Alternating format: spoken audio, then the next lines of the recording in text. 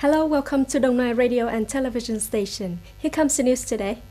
Prime Minister Nguyễn Xuân Phúc recently issued Directive number 18 on the development of socio-economic development plans for the 2021-2025 period. The directive stated that the tasks set out in the period of 2021-2025 are very heavy. The Prime Minister said that in the period of 2021-2025, the economy will face many difficulties and challenges from the internal weaknesses of the economy, which has not been yet slowly overcome, as well as social issues.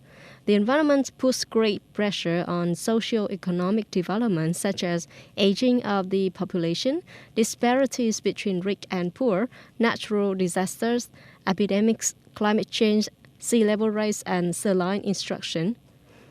Therefore, ministries, branches, and localities should study and identify the basic issues of the socio-economic development plan for the 2021-2025 period. In particular, the main goal and number of large balances, such as striving for the country's economic growth, GDP, on average from 2021 to 2025, is about 7%. The United States Agency for International Development, USAID, and the Department of Planning and Investment, April 15, signed an online agreement worth $42 million with the goal of improving the economic competitiveness of Vietnam.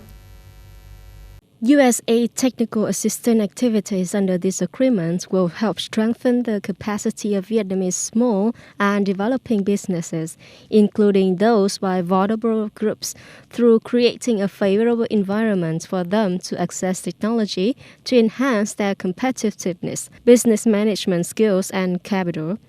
These agreements will also further promote entrepreneurial spirit, deepening the connection of Vietnamese startups with corporations, investment funds, and other supporting organizations in the startup ecosystem and international innovation, while strengthening the high-quality human resources necessary for a strong knowledge-based economy. With the global economy plunged into the worst recession in the century, the group of 20 nations on Wednesday announced a one-year debt standstill for the world's poorest nations as they struggle to deal with the coronavirus pandemic. The G20, which brings together the world's largest economies, also reiterated the pledge to deploy all available policy tools to deal with the health and economic crisis caused by COVID-19. The G20 finance ministers and central bankers endorsed a time-bound suspension of debt service payments for the poorest countries, and in the communique following their virtual meeting said all bilateral official creditors will participate in this initiative. Saudi Finance Minister Mohammed Al-Jadaan, who currently chairs the group, said this means poor countries don't need to worry about repaying over the course of the next 12 months. The initiative will provide worth of $20 million of immediate liquidity for poor countries to use for their health system and support the people facing COVID-19, he said in a press briefing. On that basis, Al-Jadaan is optimistic that the world will grow strongly again if the parties continue to work together to deal with the COVID-19 and any other crisis in the future. German Chancellor Angela Merkel said on Wednesday that social distancing rules to contain the spread of the coronavirus could remain in place until at least May the 3rd, but some shops should open next week. On May the 4th, Germany will reopen schools and barbershops. Crowded events such as festivals or football matches continue to be banned until August the 31st. Religious activities continue to be suspended until further notice.